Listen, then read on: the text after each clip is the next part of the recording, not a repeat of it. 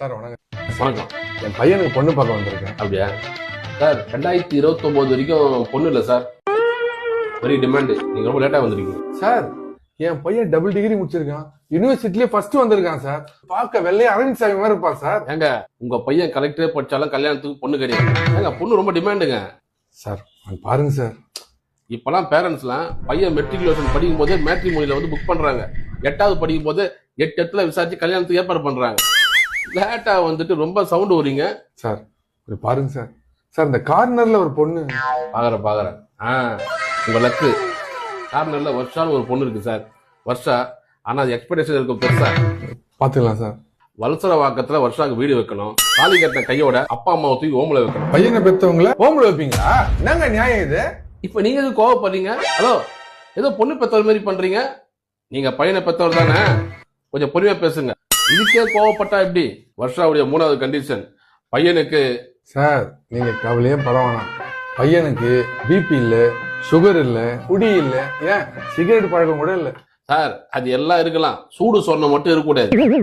இது ஓகேனா சொல்லுங்க. புள்ளைய பெத்துட்டேன், அந்த வருஷாக வித்துட்டேன்னு நினைச்சுக்கிறேன். ஃபீல் பண்ணாதீங்க. பையனை பெத்துட்டீங்களே. வருஷாவுடைய அடுத்த கண்டிஷன் கல்யாணம் எங்க வைக்கணும்னா சார் எங்க குலதெய்வம் கோயிலே வச்சிடலாம். அது நீங்க போய் வைங்க. அவங்க கண்டிஷன் அது கிடையாது. ரிசப்ஷன் வந்து கிளப்ல, மேரேஜ் பப்ல. இதெல்லாம் ஓகேனா உங்க பையன் மாப்பிள்ள. கண்டிஷன் போடுது. அந்த பொண்ணு எவ்வளவு படிச்சிருக்கு? 7வது வரைக்கும் படிச்சுக்குதுங்க. 7வது படிச்சிருக்கு. 6வது படிச்ச பொண்ணுக்கு அவன் அடிச்சுக்கிறான் பொண்ணு கிடைக்கலன்னு. ஓவரா பண்றீங்க சார். நீங்க கிளம்புங்க சார். நாட்டு நிலவரம் என்னன்னு உங்களுக்கு தெரியல சார். பண்ணுங்க சார். புள்ளைய பெத்துட்டேன், அந்த வருஷாக வித்துட்டேன்னு நினைச்சுக்கிறேன்.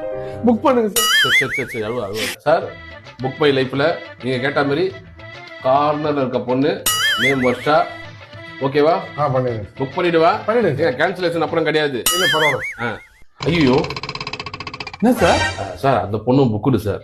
சார் என்ன சார் சொல்றீங்க? என்ன சார் இது? பொண்ணுக்கு டிமாண்ட் சார். சார் ஏதாவது பண்ணுங்க சார். பையனுக்கு வேற வயசாயிட்டு இருக்கு. 24 வயசு ஆகுது சார். அந்த பொண்ணு தான் வேணுமா? ஆமா சார். நீங்க ஒன்னும் கவலைப்படாதீங்க. இந்த மாதிரி யாரெல்லாம் 1 வருஷம் வாழாது. வெயிட் பண்ணுங்க. டைவர்ஸ் எப்படி அது வந்துடும். ஒரு வருஷம் வெயிட் பண்ணுங்க. ஓகே தான் சார். இதுக்கு ஓகேவா? புள்ளைய பெத்துட்டேன், அந்த வருஷாக வித்துட்டேன்னு நினைச்சுக்கிறேன். அப்படி புக் பண்றவா? பண்ணுங்க சார்.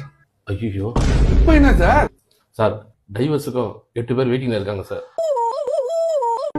ஏன் பிறந்தாய் மகனே, பிறந்தாய். பொண்ணு மீது இவ்வளவு டிமாண்டா?